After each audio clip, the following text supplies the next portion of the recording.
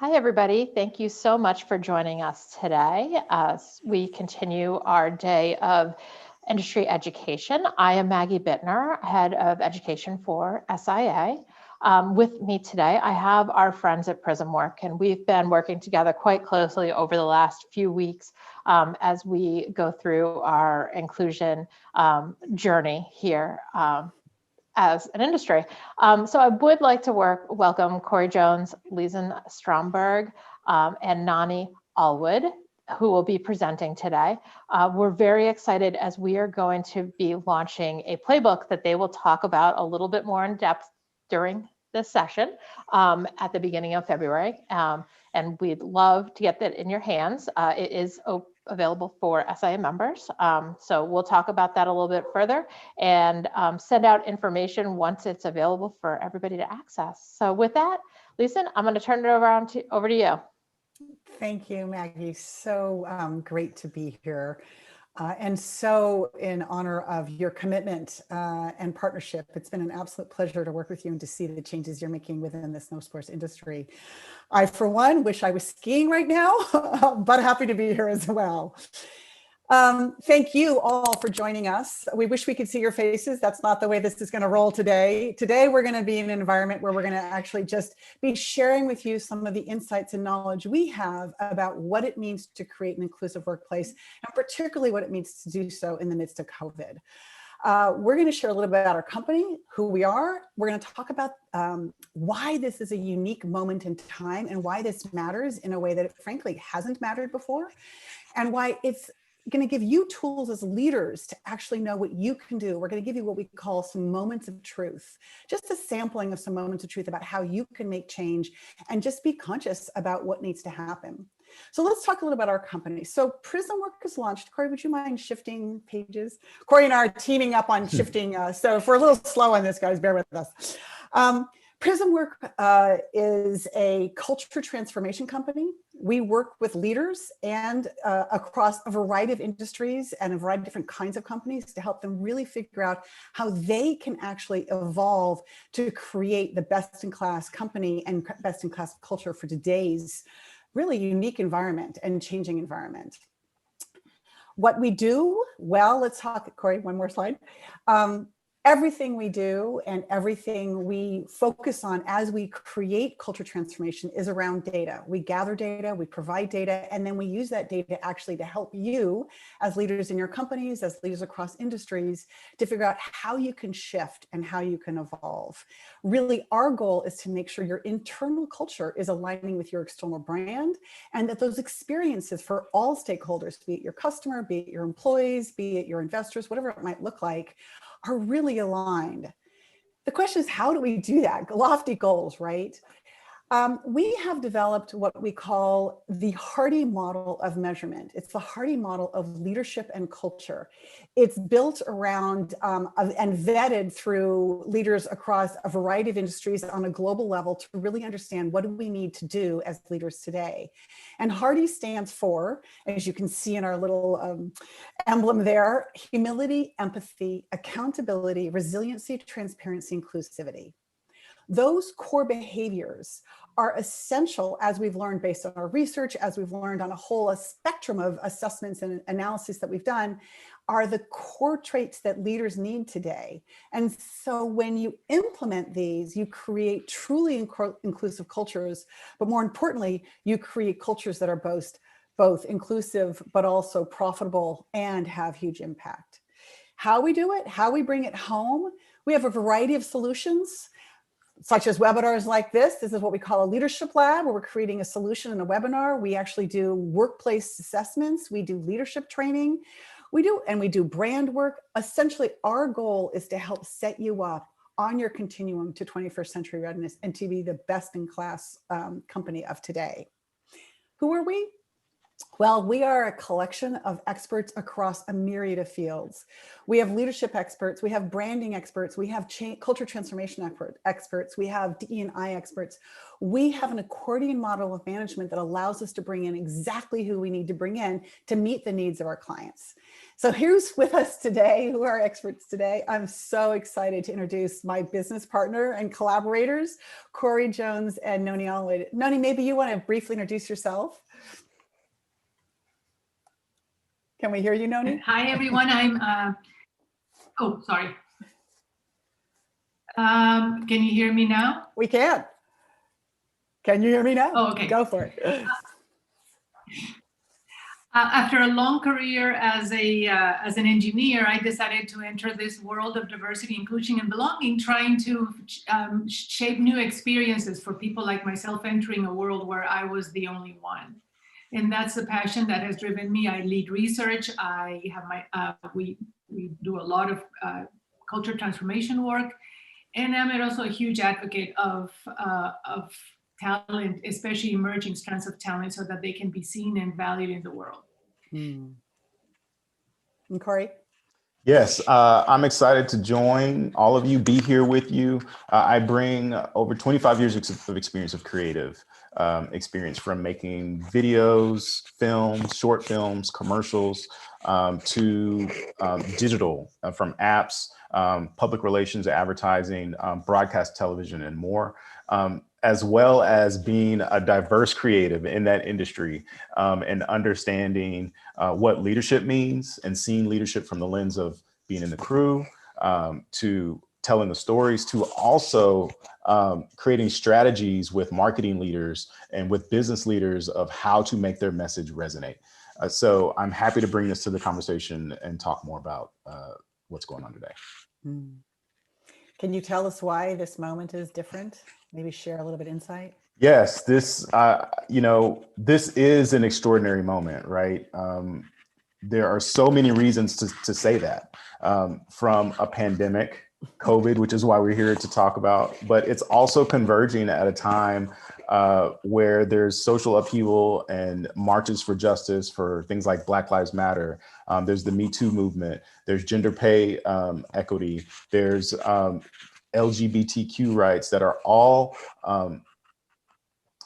moments of interest, moments of crises that are all coming up at this moment. At the same time, we have to figure out how to be more patient, how to be distant and make connections in different ways remotely, how to prepare as retailers for our store for new employees as we scale for COVID. How do you as a brand speak up?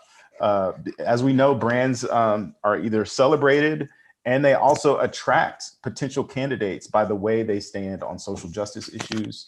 And that also means that diversity practices and hiring practices are expected even more so today. But at the same time, the workforce is changing as well. There's higher unemployment in other industries, so people are seeking work. There's also a rise in needs for mental health. So how do you support that? Do you provide meditation or yoga? How do you take advantage of this moment to be empathetic, to use those core principles of Hearty during this time? Keep going past that slide. So let's talk about the industry, right? What's happening in the industry. And we know that production and distribution for outdoor retail is hit hard from supply chain. But there's some other things that we can talk about as far as trends. This is a report from the Outdoor Recreation Roundtable, where they were doing monthly tracking and check-ins on the industry. And this is what they're finding, is that among trade association revenues and business revenues, this trend has starting where there's positive growth, and they're starting to see year-over-year gains. Also in business employment, 36%. Now that's a small number, but again, a rising trend of businesses in the outdoor retail industry are reporting that they're hiring, and more employees are needed. And Corey, you were saying that you were seeing, just anecdotally, there's just more opportunity, more people are showing up and they're out in the world, right? Yeah, absolutely. There's in in the outdoor industry, there's a lot more diverse enthusiasts. If you look at what the Outdoor Industry Association reported, they were already tracking trends from 2016 on to now, and it was showing a rise in diverse enthusiasts in biking, camping, or car camping, kayaking, skateboarding was on the rise. And even from there, since March of this year, continuing to track that data month over month, they're seeing an increase in diverse candidates and urban dwellers in hiking, camping, fishing. So there's a lot more people, a lot more diverse enthusiasts that are joining the ranks of outdoor recreation. So there's a great opportunity, not just for new business, but the real true COVID opportunity is that in conjunction with the new business and new diverse people getting outdoors, and just people in general getting outdoors, while inclusive practices are just no longer optional, here is the opportunity for the outdoor industry to meet the demands of the new enthusiasts by incorporating, hiring, and retaining more diverse people in their workforce.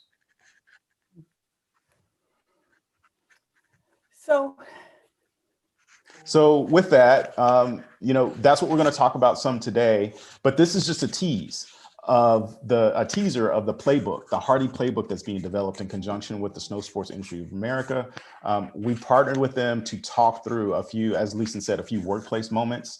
We'll dive deep into diversity and the growth and the impact on the industry for the snow sports industry, as well as how to infuse Hearty: humility, empathy, accountability, resiliency, transparency, and inclusivity in your hiring practices and your meeting interactions. And that's what we're going to cover. So the reason why we're doing a playbook is when we talk about a lot of these notions, they're very theoretical. And a lot of wonderful people that want to make this happen, they're going like, yeah, but what do I exactly try to do? And so the idea of the playbook is simply creating pragmatic, practical resources and tools and actions and metrics and different things that can help you get there, but make it in a very attainable way, not lose you in the universe of theoretical culture transformation. We chose 3 moments because they're very important. And interestingly enough, these are moments that are really essential right now in the times of COVID.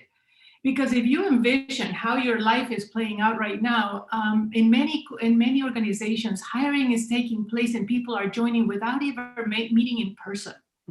That would have been unlikely to happen. They're being onboarded via Zoom. They're being told what to do. And no longer you have the opportunity to pair people, and in many settings, of course, in retail, that's a very different challenge, especially if you're able to physically open. But a lot of these dynamics are changing, and how people come together, share ideas, dissent, or support each other has completely shifted by COVID. And so the interesting thing about it, though, is inclusion is a power that drives, that helps overcome a lot of these challenges, regardless of the time. It just so happens that right now during COVID, those principles are even more essential for everyone. Is not necessarily only the newcomer or the new person or the different person. Everybody wants to feel that they belong right now, and that is a struggle because we were relying on cultural norms and things that we could do before that we don't no longer have.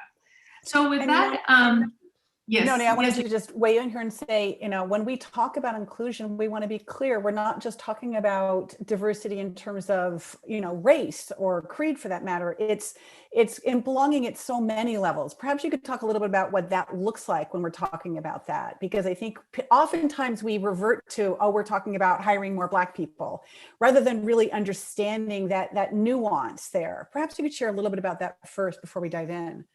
Of course, and also it's important that we all reach a common understanding of what belonging means, because everybody has a different version. Fundamentally, belong means 4 things. When I feel like I belong, I feel seen, I feel connected, I feel supported, and I feel proud of being part of the organization. Seen because I can show up as myself and you can see me who I am. You can see my strengths. You can see my weaknesses. Connected is because I can relate to other people next to me. I can go to them. I can relate to their stories and they can relate to mine. Supported is because when I make a mistake, when I fail at work, when something doesn't go right, they got my back. I will know how to get it done. I will know how to learn. And proud is because it's only when I see my contributions reflected in the final outcome is when I hear my ideas, when I see my ideas being implemented, is that I feel that success is partly mine. And I take pride in that. And that gives me the incentive to do it again. Now you tell me which person in this planet wouldn't want that feeling when they're at work. And that's what we're talking about. And it's interesting because what we find in the research is that this experience can be disrupted by not necessarily because, of course, it is if you're the only Hispanic or you're the only African American, whatever. But it also can be brought on by being the only parent, for example, surrounded by everybody's a parent except me. I've had the experience to do both, and it both feel mutually, they're both equally exclusive. Yes, Lisa. Well, I was going to say, and that particularly right now in the midst of COVID, of course, is a driving concern, right? Are you a parent? Are you not? Do you have caretaking responsibilities? And belonging around that is huge. The other thing I was going to mention is that we just finished a Hearty workplace assessment, and it was interesting. The driving constraint for that company was that if you weren't in sales, you didn't feel like you belonged. And so when we talk about these conversations around inclusion, we're inviting all of those who are joining us today to be thinking beyond kind of that very, very simplistic version, which we've been trained to think about, and to expand it to the notion of belonging as Noni has outlined.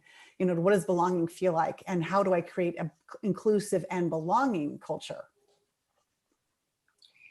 Yeah, so we chose 3 moments, and so we're going to dig into the hiring moment. So Corey, if you can advance there.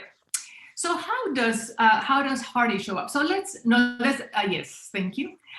So hiring is an interesting one because it starts way back before you actually interview a person. It starts with the moment that your brand is recognized, that you put your brand out there.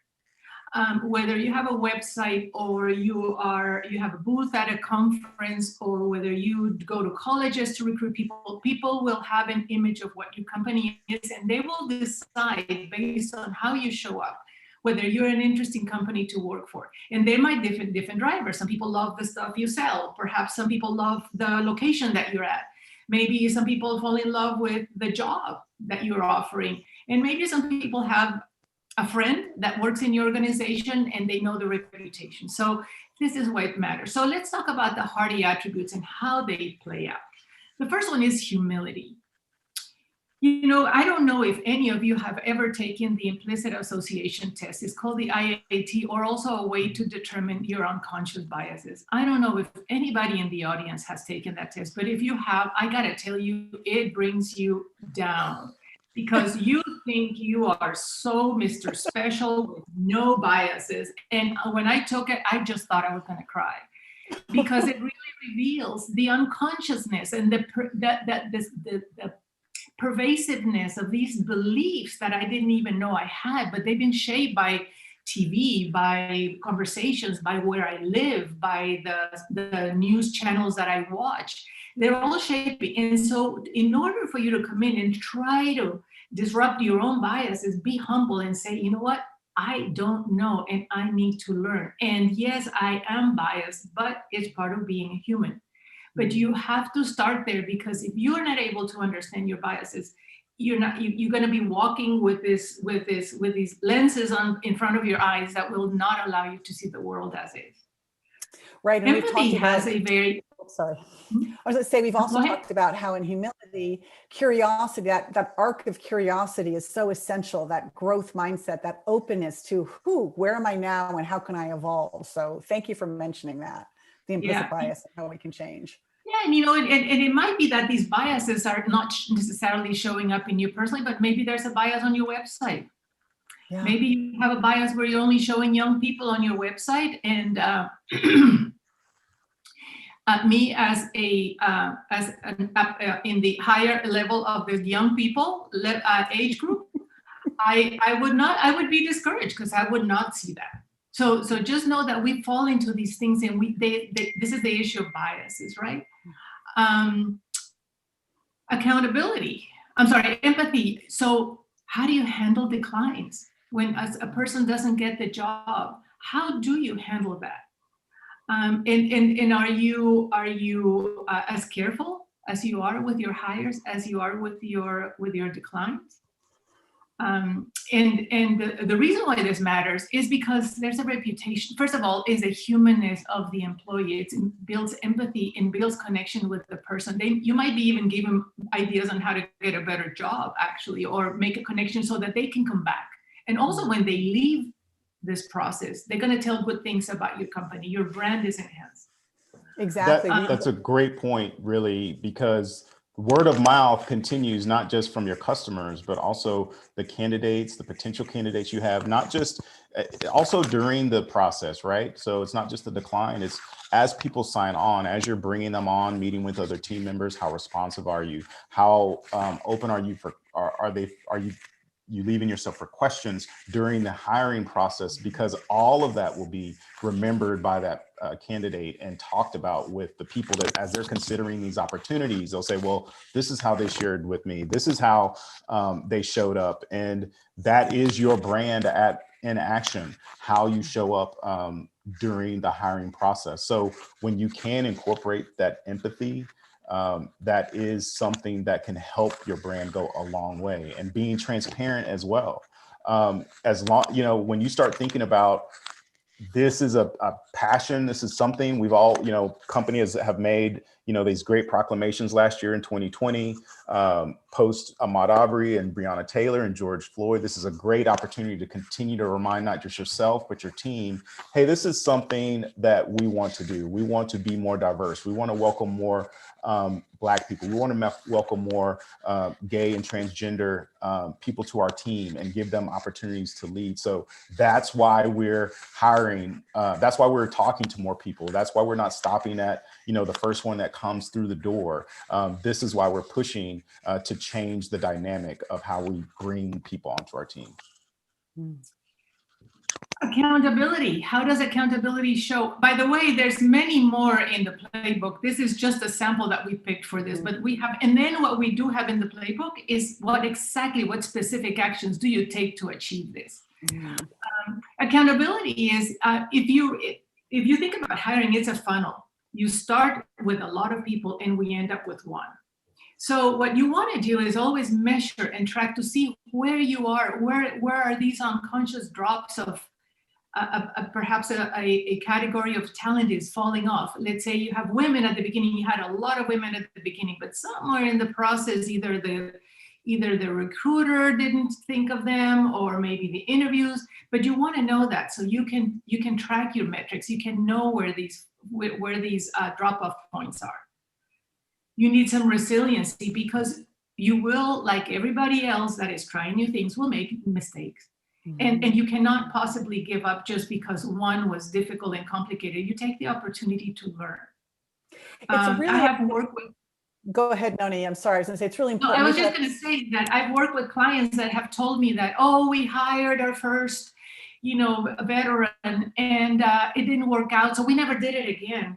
That's insane, because you are hiring people of the same kind every day, and when they don't work out, you get another one. And that's exactly what you need to do. You learn and you just do it again. Yes, Lisa, what were you going to ask? To say exactly what you're saying. It's this self-reinforcing issue, right? When we look at Hearty, are you resilient enough to be humble enough to ask the question and be curious enough to say, why didn't it work now that way? Let's do it again and do it differently and make sure it can work the next time. Yeah. So it's that self-reinforcing process. Absolutely. And of course, transparency, right? You need to be intentional and let your team know, because otherwise they're going to go like, why is the hiring process taking so long? Why am I not in the interview panel? Why am I in the interview panel? Why why are we sourcing there? What you need to be, you come clean and you let them know what your intentions are, so you can rally them, and sending your commitment, talking about your commitment to diversity and inclusion will create a change, a management. That's where the change happens, is when people start seeing a new outcome. And then finally, inclusivity, because you need to ensure that the process includes people like the one you're interviewing.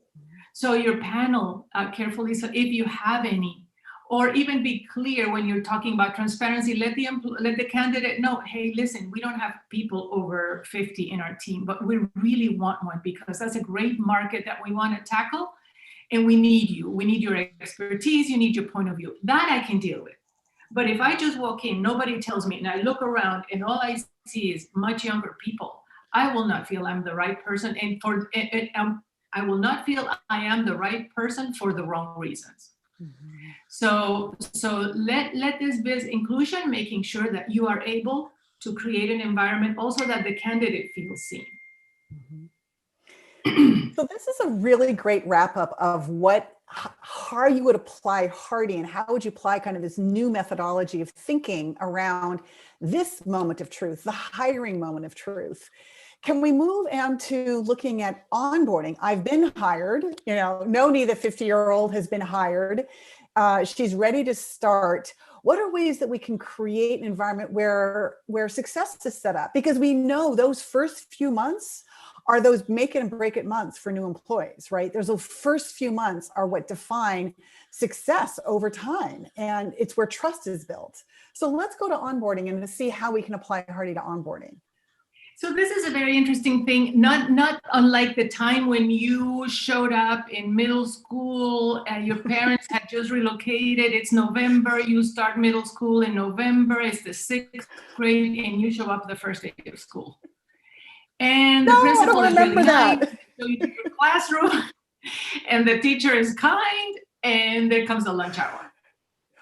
And know that by the time you get to onboarding, the hiring process during COVID did not allow the employee, in many cases these days, to actually even see what their offices look like. They were not able to experience the ability to just casually walk into somebody's desk and strike conversation. Those avenues are generally not possible right now in many places in the country. You are interviewing on Zoom, you are being onboarded on Zoom, and you're going to be doing your work on Zoom. So know that this makes it even more stressful for both the manager and the employee to figure out how they're going to interrelate. Humility will start by people asking about the employee. If you are a person of much younger age and I am your hire, but maybe you won't ask me about your age, but about my age, but although, I'll tell you my age before I tell you my weight, but that's a separate topic. But you want to know, if you've never hired a person like me, you don't assume. I'm Latina, I'm a woman, and I'm over 50. So you can go by all the stereotypes that television, media, society, where you grew up, your friends told you. Or you can ask me. You can ask me what my culture tells me, how my experience as an immigrant has been. And that'll be more empowering for me. Also, we start building trust, which is how successful relationships work between manager and employee. You bring empathy. There's a special dance there, right? Because we want to make sure that we're not invading someone's private space, and we're not doing the work that we need to do by understanding other people's cultures. Corey, do you have any suggestions about how we can ask that question that's curious without going over to the tone deaf place? Where's the nuance there? Any thoughts? Well, a lot of great ways to do that is to be transparent, right? Is to help them understand, like, this is new for us. You are our first, and we may have questions, but we want you to not just feel comfortable. We want you to help to change our culture. That's why we're asking for different people, different mindsets, different backgrounds to join our team, because we know we can be a better company, and tell them transparently that you are the first. but we're looking for more. You're not the last. And we want to make sure that we build that trust. And, you know, some of these things that I see on the slide, like be honest about growth opportunities, salary, performance criteria. Think of all the other areas that so maybe some marginalized groups are not seeing accountability or transparency in housing, or when they go try to, you know, be a customer somewhere. Certainly at their job, certainly at their place of employment, it would be great for as a refuge that they can trust that someone that they're partnering with is accountable to what the salary is, what do increases look like, what is the performance criteria, what are we, you know, how are we judging your performance in this first 30, 60, 90 days, and having that clarity around that, so that new people from all backgrounds and all of these new enthusiasts that are joining the ranks of outdoor recreation can feel comfortable and feel like there's a place for them to belong. Mm. You were talking about empathy, Noni. Yeah, so, you know, the thing is also is that you need to create an ecosystem for an employee, right? And it might be just like you needed somebody to show you in middle school. You back to my you can tell I had a traumatic experience in around middle school years. I'm having group therapy here. You know, you need an ecosystem, you know, need somebody, perhaps it's who can teach you how to get the tools that you need, who's really good at the job that you're trying to do, who knows the project longer, who's the one who can coach you on this technique, or everything. Just make sure that this person is surrounded by a group of people that are committed to their success. And even more important in a moment of COVID, right? Because to your point, so much of those subtle nuances of culture markers are done subtly in the workspace, right? But if we're not together, COVID makes it even that much more for us, where we actually have to be very intentional around this and onboard that new employee with really specific, here's what he or she's going to need to know, and here's how we can support them, and get a collaboration team around it. So that's really important. Also, you know, let's be frank. I mean, in the world of COVID, the lines between who you are as a person and who you are as a worker have become really blurred. So, you know, you got the cat jumping on your keyboard. You got your 2-year-old naked running to the shower behind you. You've got, you know, can be a lot of disparity in terms of your work environment. You can have like a little closet to work, or you can have a dedicated office, and that makes it very, very difficult for people to feel they can show up in the way they truly are. Accountability is really essential, because here's one thing that happens. If I come as your first of whatever that category might be, I want to know that the rules are fair and that I can trust your word. So whatever commitments you're going to be making, if you tell me I'm going to get my salary reviewed in 6 months, so let's negotiate a lower salary because we're going to get a chance to increase it in 6 months, be clear and truthful. Because if not, I'm not going to trust you. This is true of any employee. Performance criteria, what will get me promoted? If you don't know, just say, I don't know. We don't have processes that are, because what happens when you are the minority, you know that informal processes will leave you behind. If everything is done through a conversation in the past over lunch about a salary increase or a promotion, and you don't have access to that lunch, you won't get promoted. So this is really essential to build trust. Resiliency is an interesting one, because we tend to think of feedback of something that managers give employees. But in reality, a fresh mind coming from the street, a fresh mind of someone who hasn't been working for us before, can help you give great feedback and saying, you know what, the stuff you did during the interview worked beautifully, but the onboarding, we could have used these 3 things. Or the way you handle team dynamics, which we'll get to see, I've noticed that there's a lot of this, but not enough of that. This is the time when you as a manager can learn from that employee, from their background, their experience, and their being so new and fresh to the culture. It's so true. We often ask the employees to be agile and to be resilient, but we often, and we're looking for that when we're hiring, particularly right now in the midst of COVID. Those are some of the core things our clients are saying they need. But often we're not, as managers, asking, how can I be resilient? How can I be agile? How can I get better? Back to that humility point. So it's really important that we do that. Good. That's great. Yeah.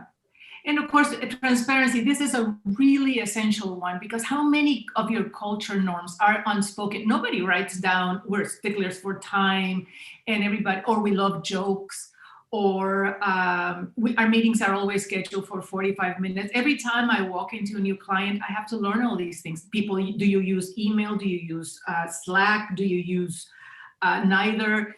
Your culture likes lengthy messages, lengthy emails, or very crisp and cut to the chase emails? Those are the things that any person coming in wants to know. They want to know they have to be on time. They want to know that people will be interacting in this particular way. So it's really important that you share the unspoken rules, whatever they may be. And then finally, make sure that that you partner with the employee in the first time that the team is exposed to this new employee, that it is in the way the employee wants it. Because in many cases, companies, in trying to do the right thing, managers can make mistakes. So just have the employee write their own, what do they want people to know about them? And they write it. I've seen people sending anywhere from pictures of their pets to pictures of them skiing, and then picture of people being quite vulnerable and talking about their disabilities and saying, hey, I have a hearing problem on my right side. Please, when you talk to me, if you're in person, come on the left. They say it.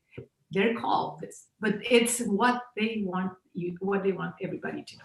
And they may have, in that same token, you might have someone who's more introverted than extroverted on the team. And so as the introduction, they might say, yeah, I can write this, or I can give you some pictures, but I'd rather you share it and give the intro and do the speaking. Or someone else may say, I prepared my own presentation. I'd love to introduce myself to the team. Those are two big extremes, but allowing them to be part of that brainstorm on how to introduce themselves to the team allows them to show the personality, and as well as integrate themselves into, this is how I like to communicate.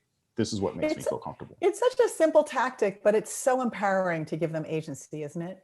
Mm-hmm. Let's keep going. The important next step is meetings. That's another moment of truth that was, there we go. There's that, to me, this is another place that's so rife with opportunity, I would say. And how do we apply in a meeting such situation, particularly around Zoom and COVID, an inclusive kind of Hearty culture? What would you say here?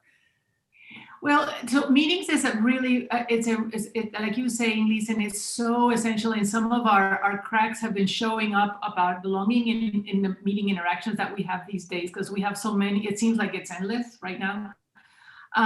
But let me just start by saying is that what people are longing for in our conversations with employees, they're longing for the humanness of contact, of physical presence.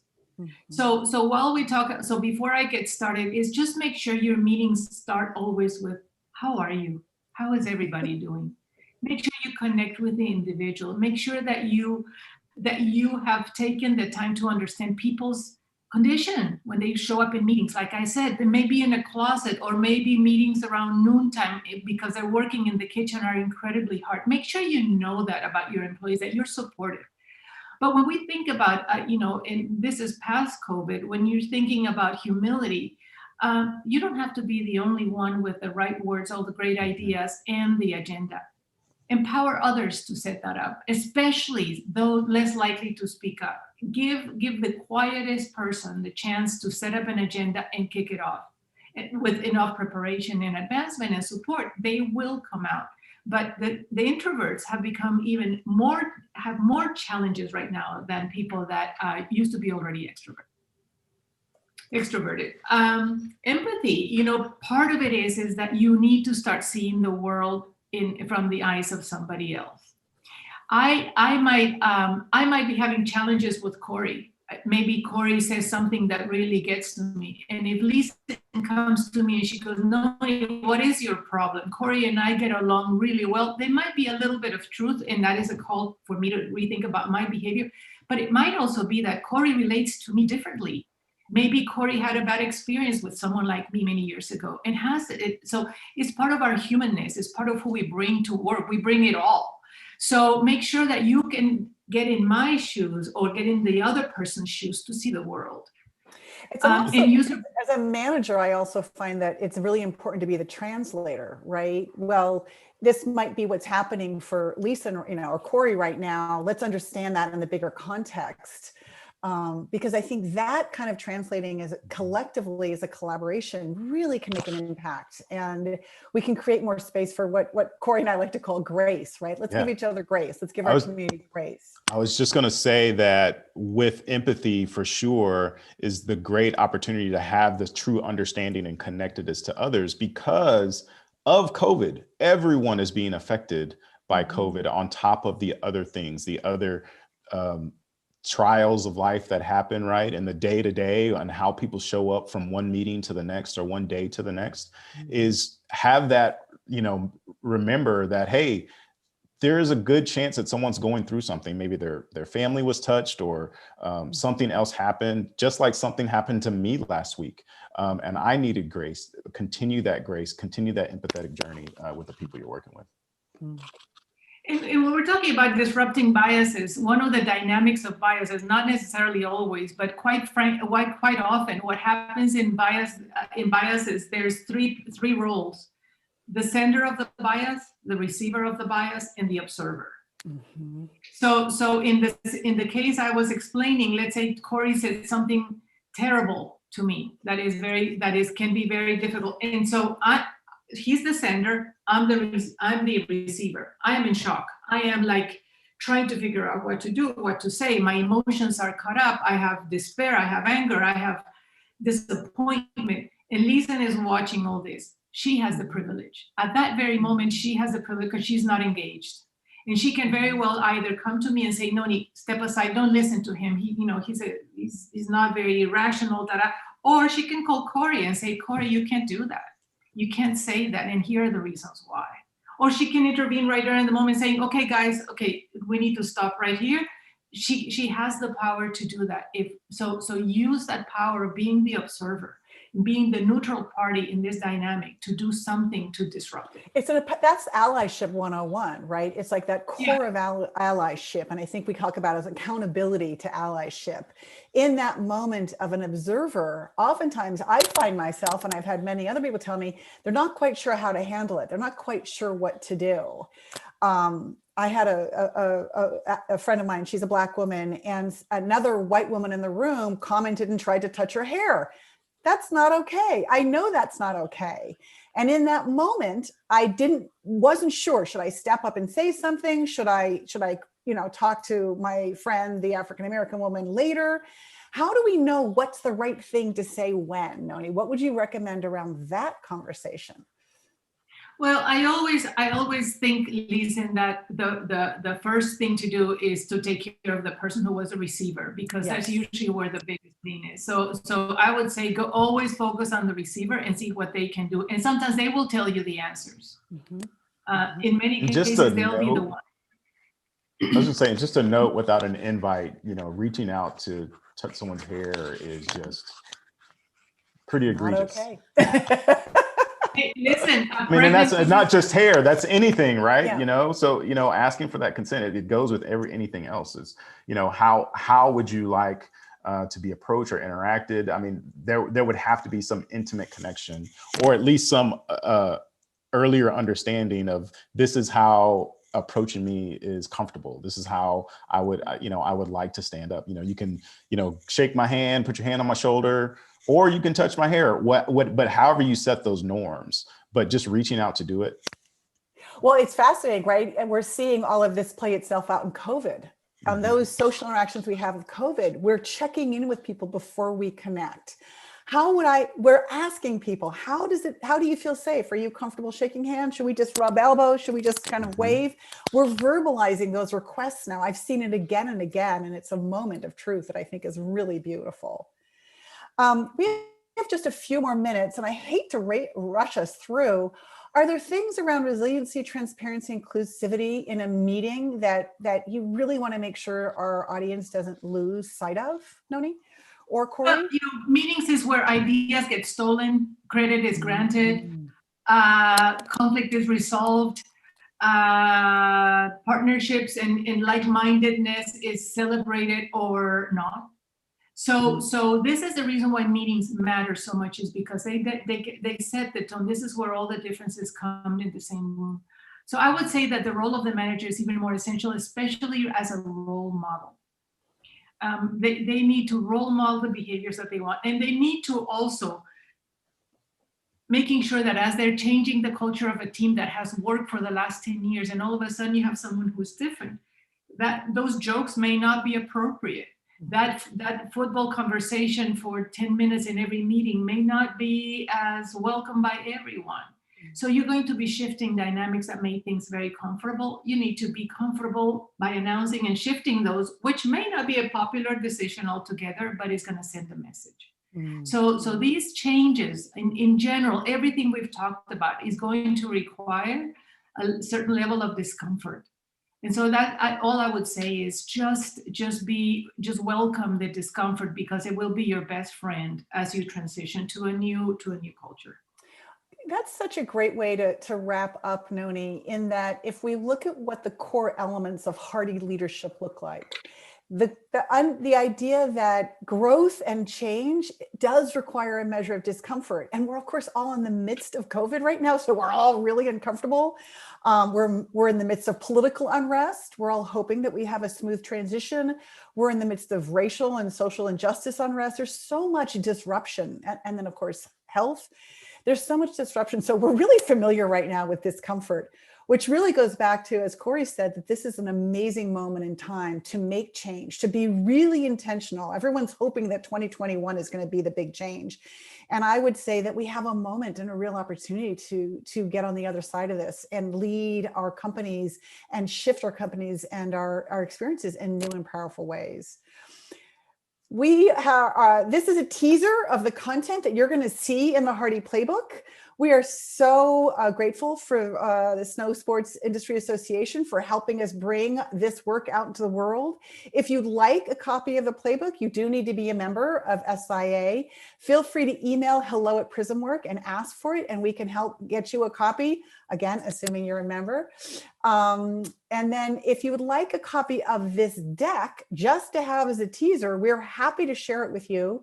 Please say hello@prismwork.com, send it to us, or you can send it to me, Lisen, Lisen, @prismwork.com. And we're happy to support you in your journey. We've talked a lot about a lot of different things, and we've talked about it quickly.